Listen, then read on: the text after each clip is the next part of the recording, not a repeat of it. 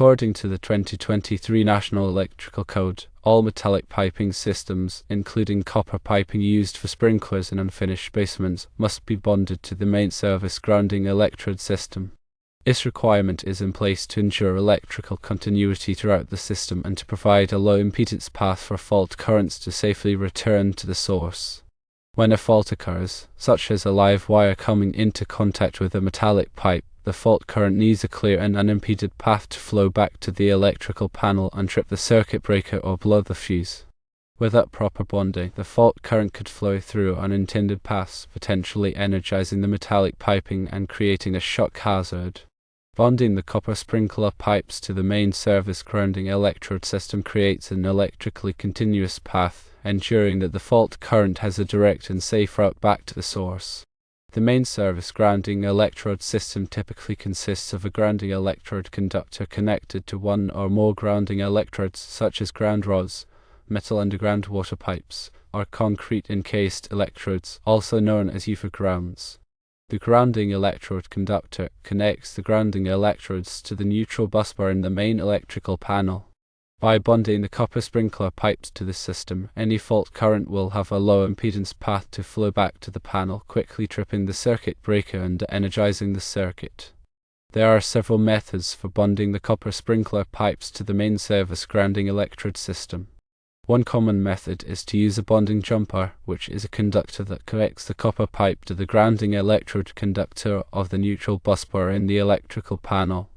The bonding jumper should be sized appropriately based on the size of the service entrance conductors, as specified in the National Electrical Code. The bonding jumper should be securely connected to the copper pipe using a listed bonding clamp or fitting. Another method for bonding the copper sprinkler pipes is to connect them to a metal underground water pipe that is used as a grounding electrode. In this case, the copper pipe should be bonded to the water pipe within 5 feet of the point where the water pipe enters the building. The bonding connection should be made using a listed bonding clamp or fitting.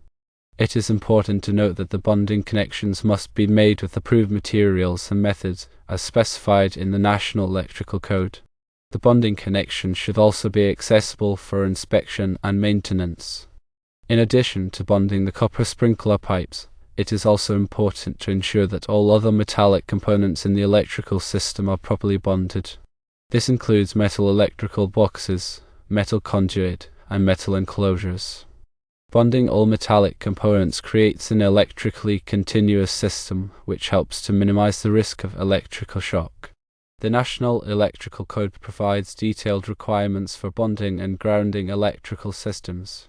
It is important to consult the NEC and follow all applicable requirements to ensure the safety of the electrical system.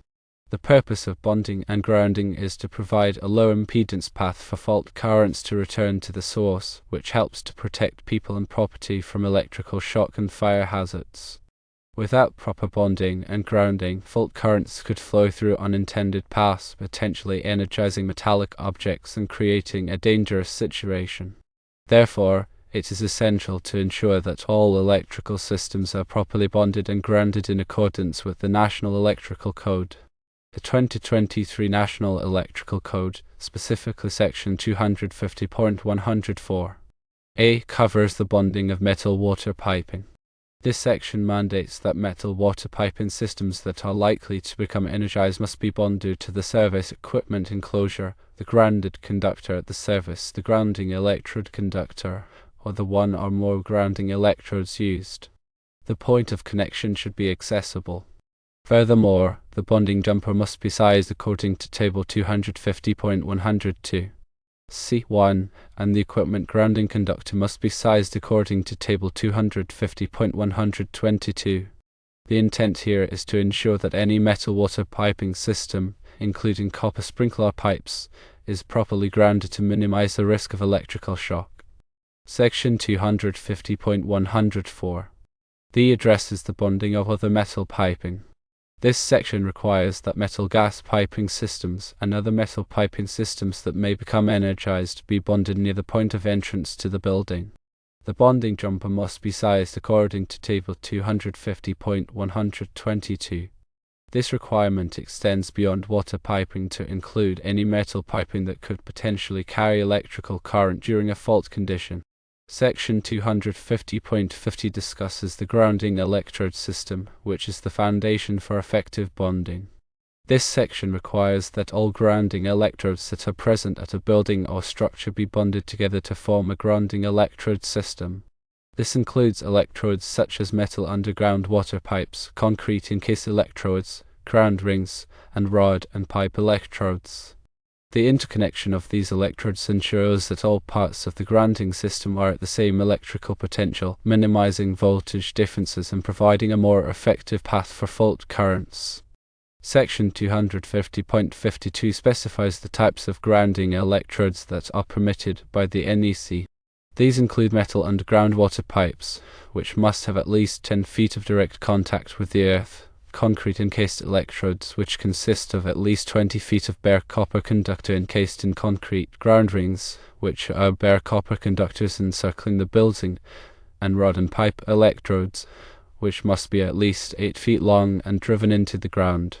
The selection of appropriate grounding electrodes depends on site conditions and local requirements. Section 250.64 provides requirements for grounding electrode conductors, which connect the grounding electrodes to the service equipment.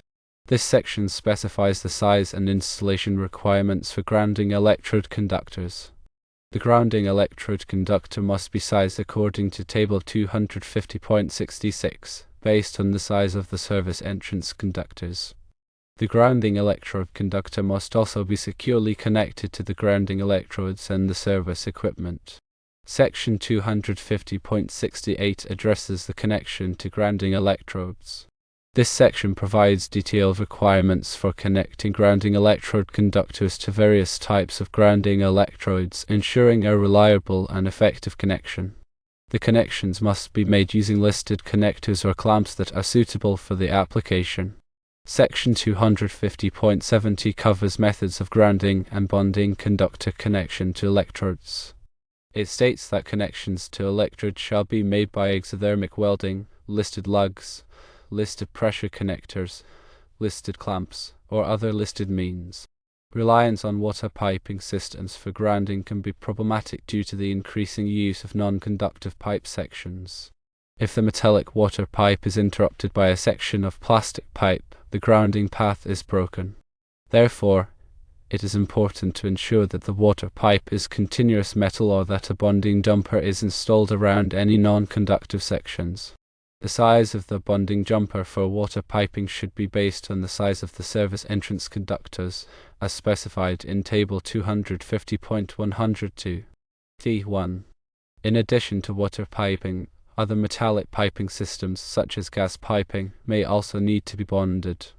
While gas piping is typically isolated from electrical systems, it can become energized under certain fault conditions. Therefore, the NEC requires that gas piping systems be bonded to the grounding system to minimize the risk of electrical shock. The bonding jumper for gas piping should be sized according to Table 250.122. The location of the bonding connection for gas piping should be near the point where the gas pipe enters the building. The installation of ground rods is a common method for providing a grounding electrode. Ground rods are typically 8 feet long and are driven into the ground until they are fully buried. The ground rod should be made of copper or copper-clad steel and should be at least 0.5 inches in diameter. When multiple ground rods are used, they should be spaced at least 6 feet apart. The grounding electrode conductor is connected to the ground rod using a listed clamp or connector. Concrete encased electrodes, also known as UFR grounds, are another effective grounding method. A concrete encased electrode consists of at least 20 feet of bare copper conductor that is encased in concrete. The concrete must be in direct contact with the earth. Concrete encased electrodes are typically installed in the footings or foundation of a building.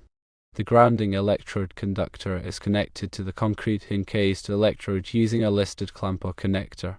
Ground rings are bare copper conductors that encircle a building and are buried directly in the earth.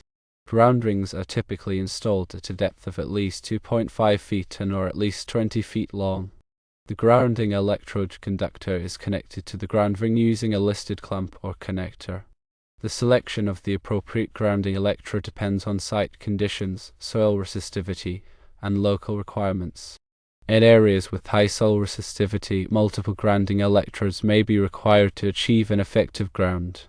The resistance of the grounding electrode system should be tested to ensure that it meets the requirements of the NEC. The NEC specifies that the resistance to ground should not exceed 25 ohms. If the resistance exceeds 25 ohms, additional grounding electrodes may be required. The use of ground-enhancing materials can also help to reduce the resistance of the grounding electrode system. Ground-enhancing materials are typically composed of conductive materials that improve the contact between the grounding electrode and the earth. The proper installation and maintenance of the grounding and bonding system are essential for electrical safety. Regular inspections should be performed to ensure that all connections are tight and free of corrosion. Any damaged or corroded component should be replaced immediately.